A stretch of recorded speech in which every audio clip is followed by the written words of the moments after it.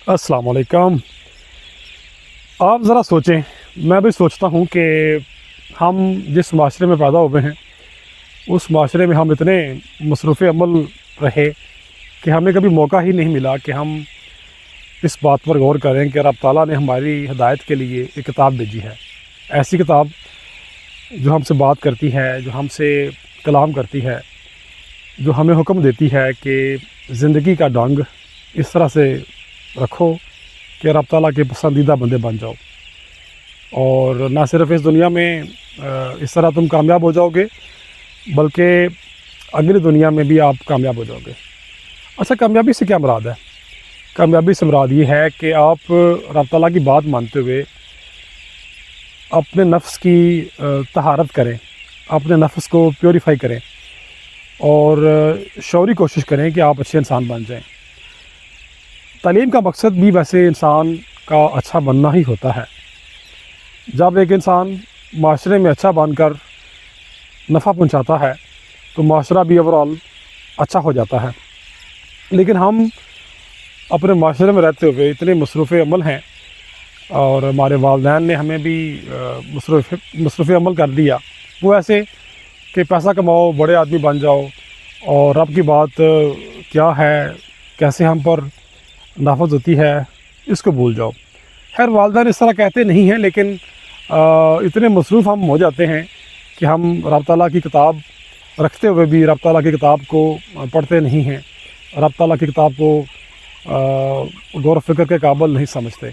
हम अपनी बात को, अपनी अकल को अर्फ़ आखिर समझते हैं, जो कि मैं समझता हूँ कि ओवरऑल एक हमाकत की निशानी कहना चाहिए, या फिर क्या कहना चाहिए कि हम ऑक्यूपाइड हैं, इतने मसरूफ़ हैं कि हमारे पास वक्त नहीं है।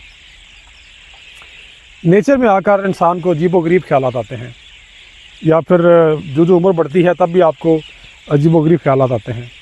रब ताला की बात आपको सच्ची, सुच्ची और हक लगती है, और आप जान चुके होते हैं जब आप बड़े होते हैं, यानी 40 तक या 40 के बाद, कि इंसान ने क्या हासिल करना है कैरियर की शक्ल में, फैमिली की शक्ल में, या फिर दोस्त अहबाब की शक्ल में, कारोबार की शक्ल में, वो सारी खुशियाँ तकरीबन देख चुका होता है, या काफ़ी कुछ वो ज़िंदगी में हासिल कर चुका होता है।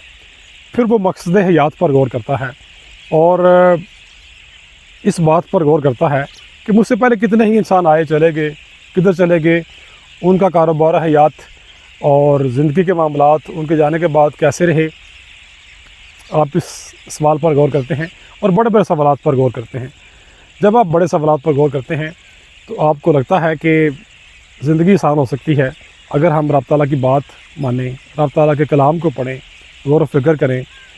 एक तो रब ताला के कलाम की बात हो गई, दूसरा रब ताला का जो जहान है आपके आसपास बिखरा हुआ है, इस पर गौर व फिक्र करने की भी ज़रूरत है, क्योंकि ये जहान आपको दावत गौर व फिक्र देता है, किसी हालत की तरफ निशानदेही करता है। हमारी ज़िंदगी में आज़ादी है, लेकिन इतनी भी आज़ादी नहीं है। हमें आज़ादी चाहिए किसी ख़ास मकसद के साथ। हमें आज़ादी की मोहलत से फ़ायदा उठाना है किसी बड़ी कामयाबी के लिए। पता नहीं ख्यालात मेरे दाएँ बाएँ से होते कहाँ चले गए, लेकिन बहरहाल जो कहना था कह दिया, फिर बात करेंगे। शुक्रिया।